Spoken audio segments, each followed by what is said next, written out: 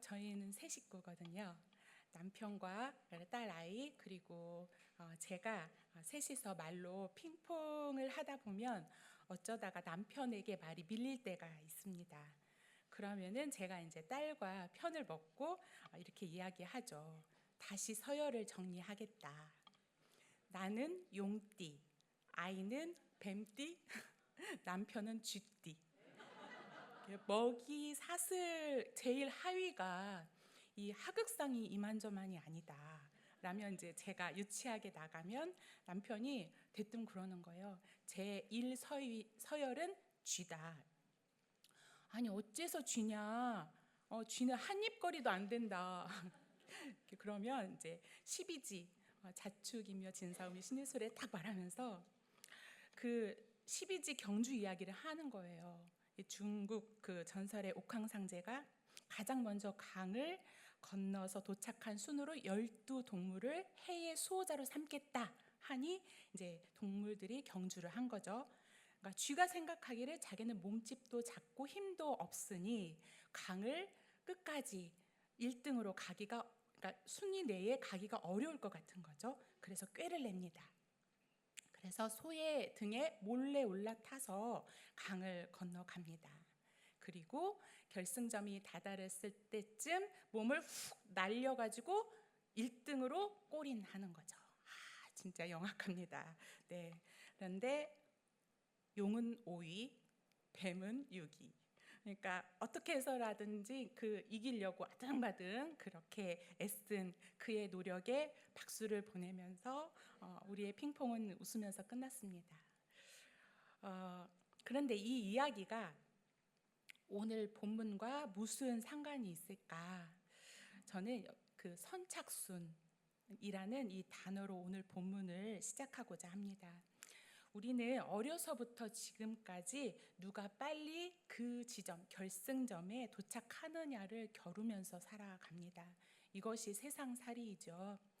그런데 비참한 것은 이 베데스다에 누워있는 이 병자에게도 적용이 된다는 것입니다. 물의 움직임을 누구보다 빨리 포착해야 하고 또 누구보다 빨리 몸을 움직여서 물에 들어가야만 성공적으로 병이 낫게 될 거라는 이 미신적인 이 믿음이 절박한 이들로 하여금 지금 12등이 아니라 1등, 그러니까 첫 번째가 될 것을 요구하고 있는 현실인 거죠. 베데스다는 예루살렘 북동쪽에 위치합니다. 그리고 5개의 행각으로 이루어져 있는데 그 행각마다 낫고자 하는 희망을 가지고 모여든 사람들이 가득하였을 것입니다. 그러나 과연 그곳에 희망이라고 할 만한 것이 있었을까요? 물이 동하기를 기다리면서 한편으로는 서로를 경쟁 어린 눈으로 곁눈질해야 합니다.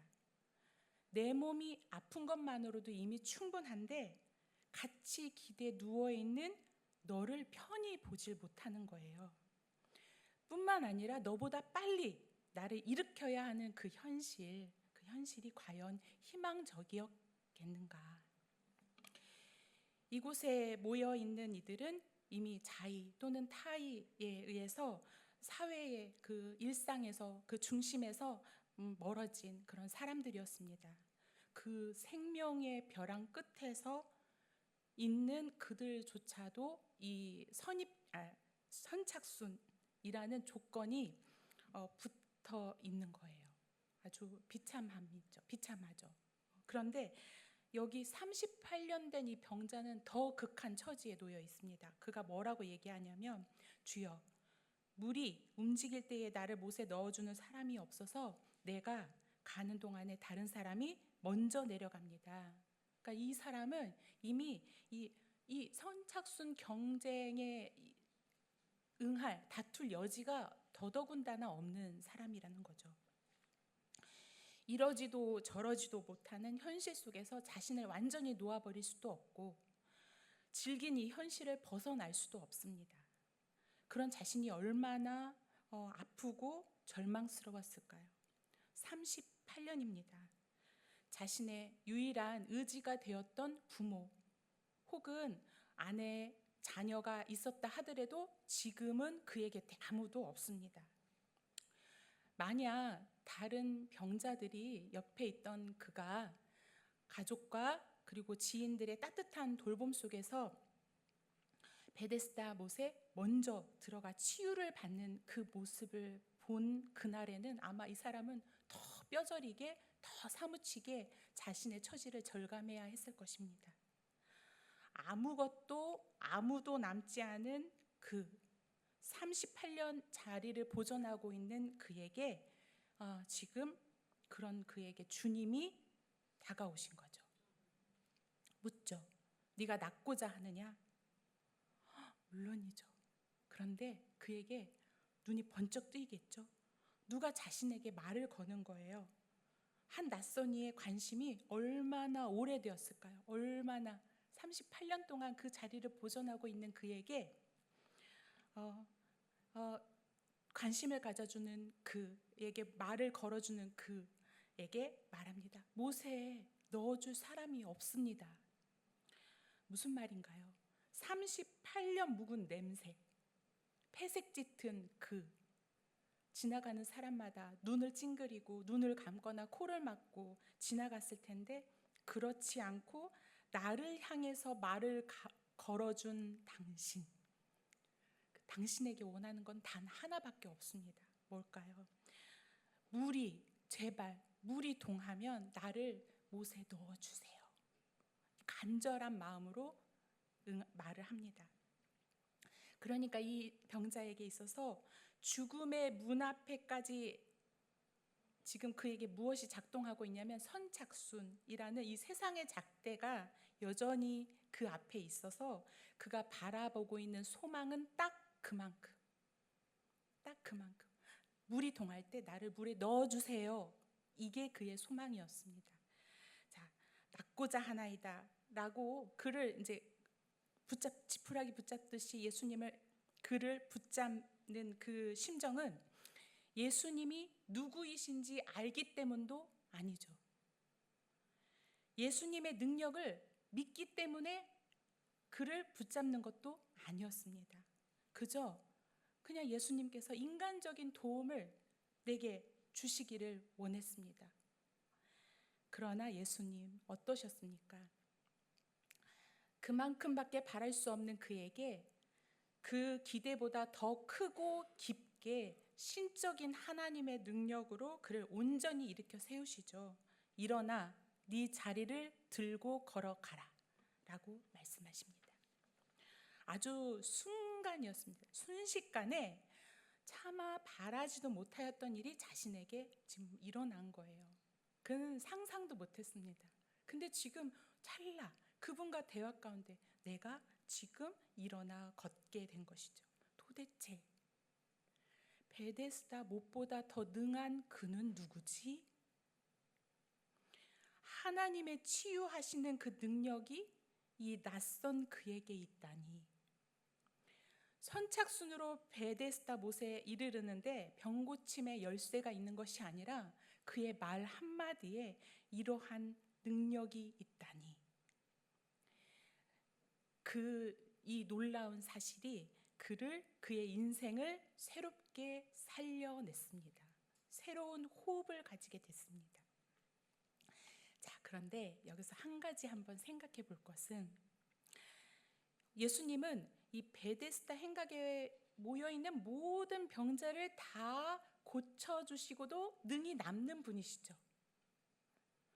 그리고 그의 능력을 힘입고 낫지 않을 병자도 단 한 명도 없습니다. 자, 그런데 예수님은 오직 이 한 사람만 고쳐주십니다. 왜 그러셨을까요? 왜 예수님은 이 한 사람만 고쳐주셨느냐? 이 표적은 그 다음에 이어지는 이 메시지를 더 명료하게 드러내시기 위한 한 걸음이었습니다. 그럼 뒤에 이어서 나오는 그 메시지 이야기는 무엇일까요? 이 표적을 통해서 무엇을 말하고자 하시는 것일까요? 그렇죠. 지금 이 38년 된 병자가 치유받은 날이 안식일이었습니다. 안식일에 무언가를 들고 걸어가는 것, 유대인들이 엄격하게 지키는 규례와 신앙 전통에서 굉장히 어긋나고 거스르는 행동이죠.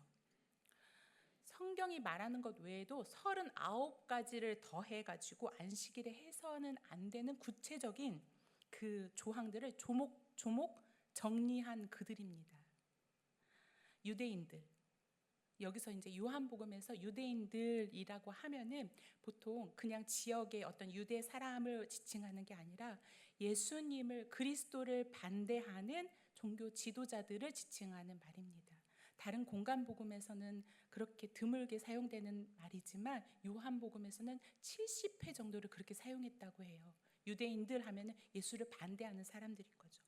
이 유대인들이 이 병자가 어떻게 38년의 그 오랜 병상을 떨쳐내고 일어나는지 인간적인 관심이 없어요.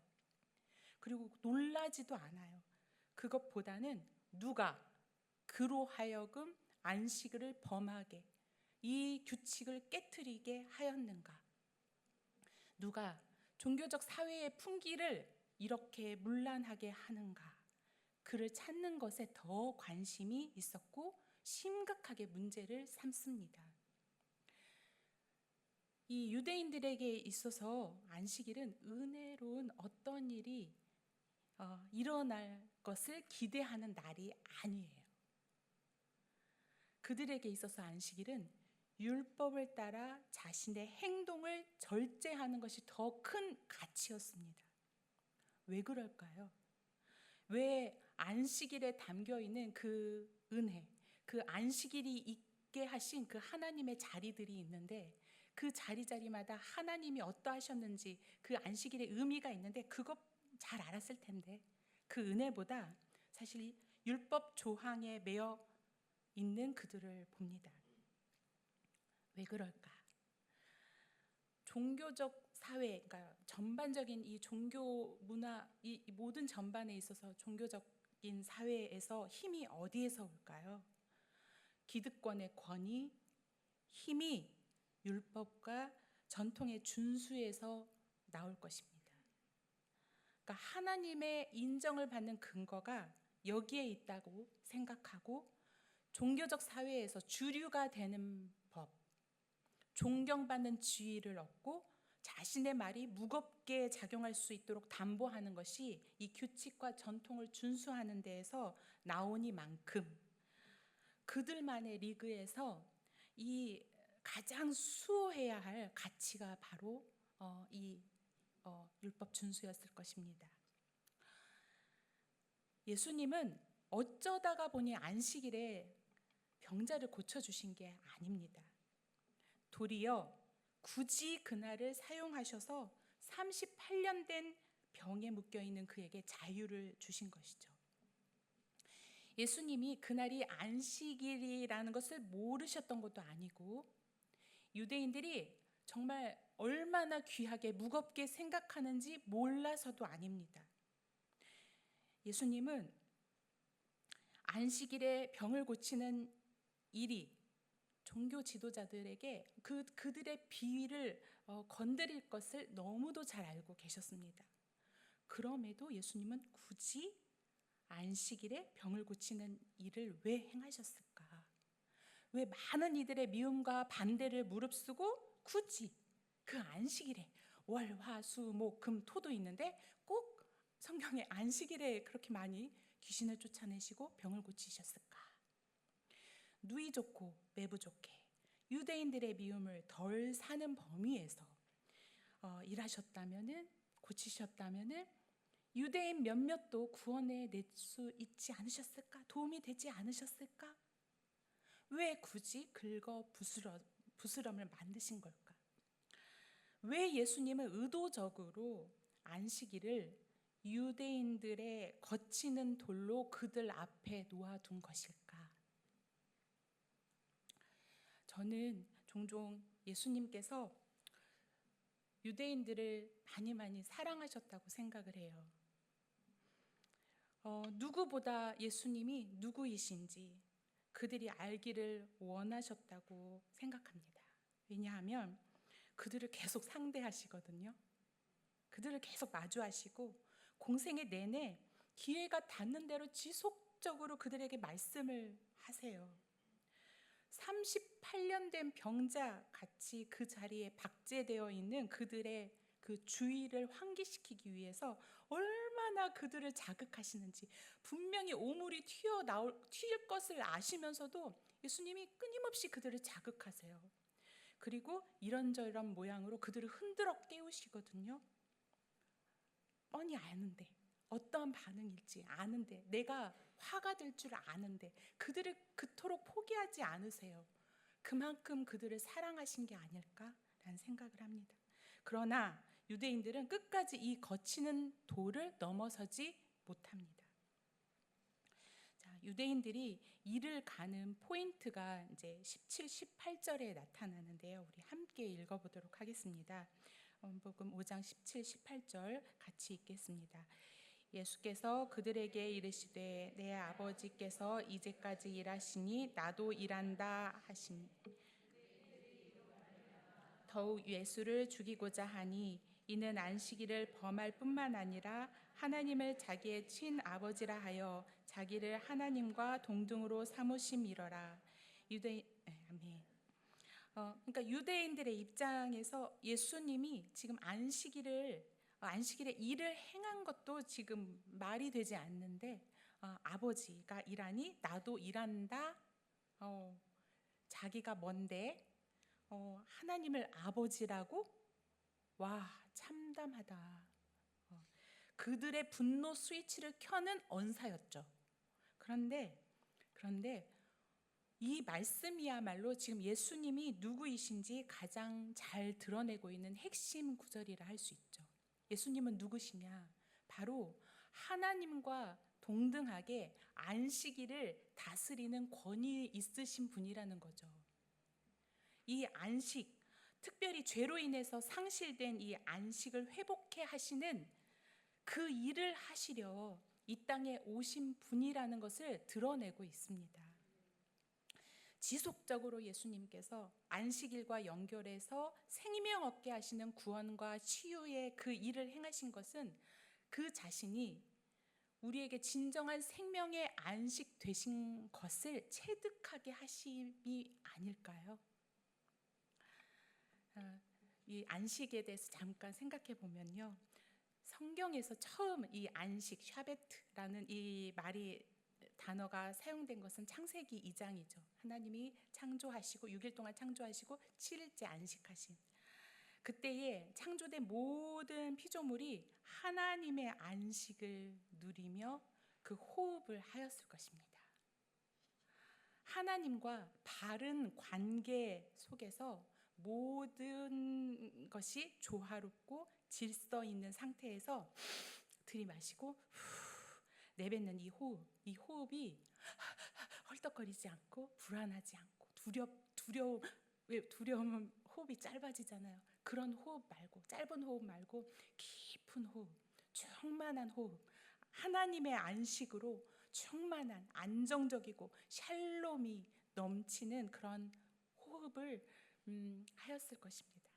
그러나 우리가 죄를 알게 된 이후로 피조된 인간이라는 이유만으로는 이제 더 이상 그때 태초에 2장에 나타나는 그 샤베트를 우리는 호흡할 수 없게 되었죠. 우리의 호흡은 불안정하고 짧고 숨가빠졌습니다. 왜요? 왜 그럴까요? 에덴의 동쪽에서 살아가는 우리가 되었거든요.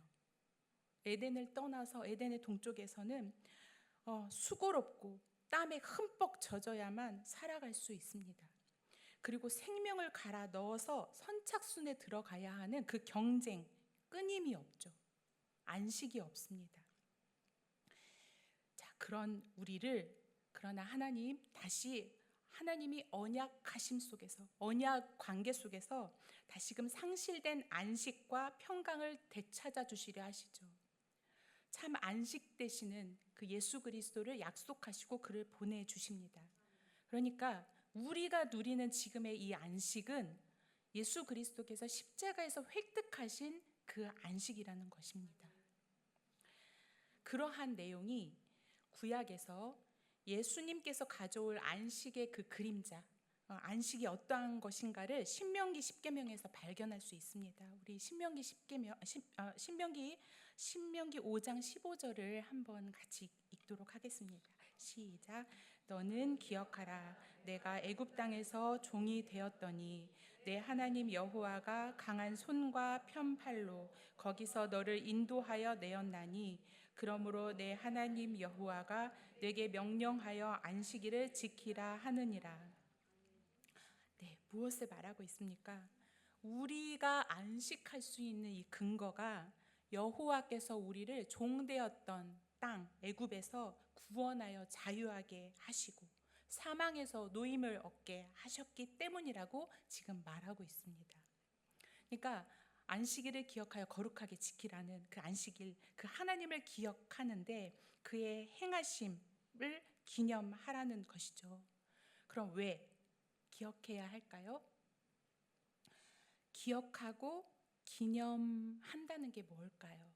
그냥 기억하면 되는 걸까요? 우리가 누구로 인해서 그리고 어떻게 자유하게 되었고 사망에서 놓여 이렇게 안식하게 되었는지를 기억함으로 우리 또한 그러한 삶을 살게 하시고자 함입니다. 무슨 말이냐면요. 네, 어디서 이걸 알 수 있냐면요. 그러니까 이 안식은 내가 기억하고 내가 그냥 누리는 거에 그치는 게 아니라 어디에서 그것을 알 수 있냐면 안식을 명하는 네 번째 계명, 이 계명을 기초로 해서 계약 법전에 나오는 노예법, 고아와 과부를 위한 법, 안식년, 희년 이런 이 회복과 평안을 위한 이 법들이 구체적으로 확장되어서 나타나는 것을 볼 때에 안식일을 기억하여 거룩하게 지키는 것이 단순히 우리의 머릿속에서 내가 이렇게 편안한 릴렉스하는 그런 안식이 아니라 하나님의 안식은 지금 이 하나님의 의도를 알 수 있는 것이 구체화되어져 있는 이 법들에서 알 수 있는 거예요. 노예법, 자유하게 하는 법, 과부와 가난한 자와 고아를 돌아보는 안식년, 희년 이러한 것들 속에서 하나님의 안식이 무엇을 향해 있구나라는 것을 우리는 알 수 있습니다. 우리는 종종 안식하면 단순히 일을 멈추는 것, 쉬는 것이라고 생각할 수 있지만 사실은 이 4계명, 안식일 계명이야말로 그 다음 이어지는 5계명에서 10계명, 이웃을 향하는 그 계명이 가능하게 하는 첫 단추라는 것입니다. 우리가 하나님의 창조된 피조물이요 하나님의 구속함을 입은 구원함을 받은 그렇게 나를 그 하나님을 어떻게 기억할 것인가? 하나님 안에서 앞서 누린 그 안식을 이웃과 함께 구현해내는 삶을 살아가도록 우리를 부르고 있는 것입니다. 이 말씀 준비하면서 한 영화가 떠올랐습니다. 어떤 영화냐면 킹덤 오브 헤븐. 혹시 기억나세요? 아주 오래된 영화인데 이 킹덤 오브 헤븐은 십자군 전쟁 중 하틴 전쟁을 배경으로 하는 전쟁 영화입니다. 영화 전반에 믿는 게 무엇일까? 그리고 신앙이 무엇인지, 신앙을 가지고 살아가는 모습이 어떠해야 하는지를 생각하게 하는 어떤 상황들, 대사들이 참 많습니다. 그 중에 좀 약간 이렇게 임팩트 있게 다가오는 게 주인공 발리안이 아랍 왕 살라딘에게 이렇게 물어요. 예루살렘의 가치가 무엇입니까? 그러니까 살라딘이 아랍 왕이 이렇게 말합니다. Nothing. 아무것도 아니야. 그리고 길을 가다가 다시 몸을 돌이키면서 발라딘에게 다시 얘기합니다. Everything. 모든 거야. 모든 거야. 장장 200년의 시간 속에서 표면적으로는 신앙을 지킨다는 명분 하에 일어난 전쟁이죠. 그러나 그 이면에는 정치적, 경제적 아주 이익을 추구하는 복합적인 이해가 얽혀있던 전쟁이었습니다. 예루살렘의 왕 보두행 4세와 아랍 왕 살라딘은 이 수백 년에 걸쳐서 전쟁으로 자기 백성들이 죽어가는 게 마음이 안 좋은 거예요. 그래서 그 둘이서 평화 협정을 맺고 전쟁을 억제합니다. 자, 그런데 반면에 그 주변에는 또 어떠한 이도 있냐면 기라고 하는 인물은 전쟁을 통해서 정치적 입지를 더 강화시키려고 하고, 또 레이몬드라는 사람은 살생의 그 희열, 이것을 자신의 존재 가치를 느끼면서 이 전쟁광이었어요. 이들이 끊임없이 신의 이름, 신의 뜻을 운운하면서 전쟁을 부추기거든요. 그러한 그들의 숨은 이 야욕을 반대하는 또 다른 사람, 이 전쟁을 피하려고 애썼던 티베리아스 장군이 이렇게 고함쳐요. 그들을 향해서 사람들을 죽이는 것보다 함께 살고 싶기 때문에 전쟁을 피하는 거야. 내가 그들과 친해서가 아니라 함께 살고 싶기 때문에 전쟁을 피하는 거야. 그렇기에 아직도 당신이 살 수 있는 거야 라고 외쳐요. 요즘 전쟁 소식이 많잖아요. 특히 이스라엘을 중심으로 일으켜지는 이 전쟁 소식은 우리의 마음을 더 안타깝게 합니다. 누구를 위해서 종을 울리려 하지? 서로의 죽음을 딛고 얻고자 하는 게 뭐지? 너의 악함을 억제하기 위해서 나의 악함을 드러내는 이 전쟁의 승자는 누구지? 안식이 없습니다. 세계의 룰을 다시 재편하기 위해서 경제전쟁, 무기전쟁 일으키나 몇 사람의 이익을 위해서 많은 힘없는 이들의 안식과 평안을 담보하면서 이루어지는 이 전쟁의 끝이 좋을까? 사람이 만들어내는 건 이것밖에 되지 않구나. 깔끔하게 팔레스타인 지역을 청소해버리면, 중동의 폭군 하나 이 세상에서 지워버리면 세상에 평화가 오겠지 하고 기대해보지만 안식이 더 멀어집니다. 인생이 만들어내는 건 이것밖에 되지 않습니다. 그런데 이러한 우리를 너무도 잘 아시는 주님이 그 전쟁 한복판에 오셨는데, 그는 핵을 무기 삼지 않죠. 돈을 무기 삼지 않습니다. 권위를 옷 입지 않고 너무 다 약한 모습으로 가만히 한 인생에게 찾아오셔서 자신이 죽음으로 안식을 안겨주셨습니다. 차마 바라보지도 못하고 구하지도 못해서 베데스다 못에서 죽음을 기다려야 했던 우리에게 생명을 소생시켜 주셨습니다. 예수님이 뭐라고 얘기하나요? 보라, 네가 나았으니 더 심한 것이 생기지 않게 다시는 죄를 범하지 말라. 우리 예수님 어떤 분이십니까? 육체와 영혼의 모든 결박에서 자유를 주시는 분이시죠. 안식을 주시는 분이십니다. 우리에게, 인생에게 안정된 호흡을 다시 돌려주신 분이십니다. 그분이 이 일을 위해 오셨다는 건데, 그 일은 딱 안식일에 행해지는 게 딱 맞지요. 누가 뭐라 해도 안식일은 주께서 일하시는 날입니다. 마음과 영혼을, 우리의 마음과 영혼을 소생시키고 생기를 더하는 날, 죽었다 다시 살아나는 역사를 보이시는 날. 안식일은 규율이나 규칙이 아닙니다. 인생에게 새로운 호흡을 주시는 하나님이 일하시는 날입니다. 전쟁은 밖에 있지 않죠. 가장 큰 전쟁은 우리 안에 있습니다. 그러나 잊지 말아야 할 것은 인생이 만들어내는 이 전쟁 속에서도, 이게 핵심인데요, 누군가는 하나님의 안식을 흉내내는 이들이 있다는 것입니다. 하나님의 안식.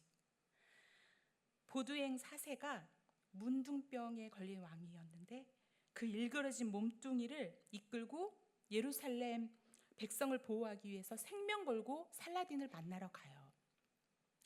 살라딘은 다 잡은 물고기가 같은 예루살렘 성, 그 예루살렘 성에 고립된 노인, 아이들, 여자, 하물며 칼을 맞대어 싸웠던 그 기사들까지도 안전하게 기독교 진영으로 갈 수 있도록 길을 터주거든요.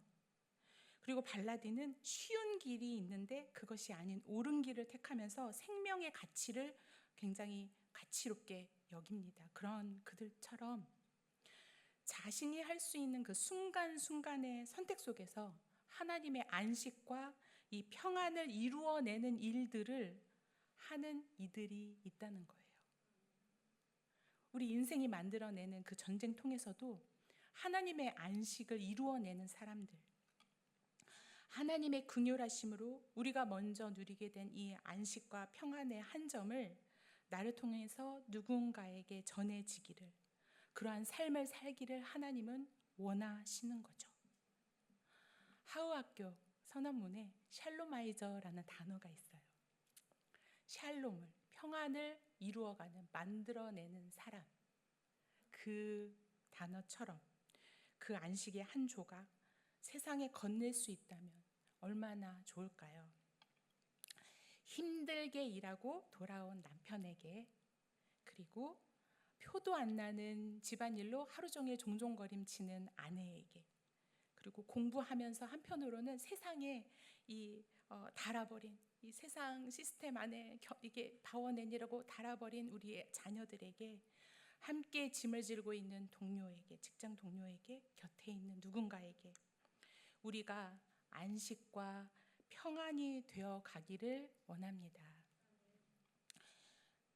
나로 인해서 더 긴장하게 하기보다는 내 곁에서 긴장을 풀어내고 불안정한 호흡을 가다듬을 수 있기를, 조금의 위로와 힘을 얻어갈 수 있기를, 약하고 실수하는 그 모습이 내 앞에서 흘려도 조금 안전할 수 있기를, 그렇게 우리가 서로 너나 할 것 없이 우리는 인생에 많은 문제를 만나고 문제가 없을 수 없잖아요.